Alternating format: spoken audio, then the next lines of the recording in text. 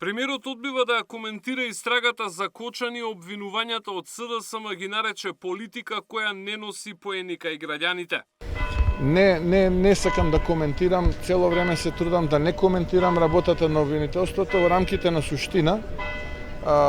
Генерално станува збор за политички пораки кои што доаѓаат од опозицијата. Одговорноста ќе видиме за 3,5-4 месеци денеска на локалните избори што мислат граѓаните. Тоа што мисли СДСМ е една работа, а тоа што мислат граѓаните ќе го видиме многу скоро на избори. Така што доколку граѓаните сметаат дека јас треба да заменам и да сносам политичка одговорност, уште истиот ден тоа ќе го направам, нема да чекам како што тоа беше во 2021 година.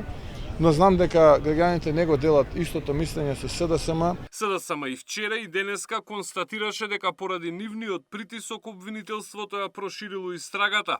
Обвини дека исчезнувале докази и побара политичка и кривична одговорност. Кривична одговорност од Александар Јанев, директорот на Бирото за јавна безбедност, кој ги поставил, им давал наредби. За да не влијае на истрагата и расчистување на случајот, треба да си поднесе оставка. Истото важи и за Панче Тошковски, која штитеше неговата структура во полицијата и тврдеше дека нема вина. Христијан Мицкоски пак ја злоупотребуваше трагедијата за политички напади, свесно лажеше, ги манипулираше родителите, јавноста, додека вистинските виновници од неговата власт беа заштитувани, се вели во соопштението на СДСМ. Во ДУИ пак реагираат што меѓу обвинетите се нивните поранешни министри за економија Бектеши и Сарачини и се жалат на политички прогон. Оваа селективна правда и јасно политички мотивирана акција представува уште еден доказ дека обвинителството не само што е изгубило својата независност, туку станало инструмент за политички прогон и изборен инженеринг.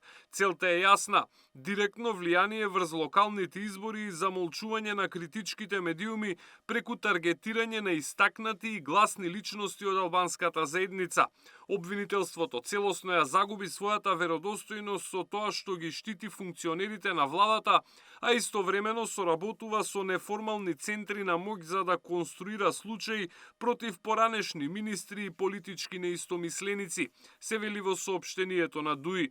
Обвинителството вчера поднесе обвинение за 34 лица за пожарот во дискотеката Пулс. Претходно неделава приведе 13 нови осомничени полициски службеници кои биле на должност во моментот на избивање на пожарот. Александар Спасовски, Сител телевизија.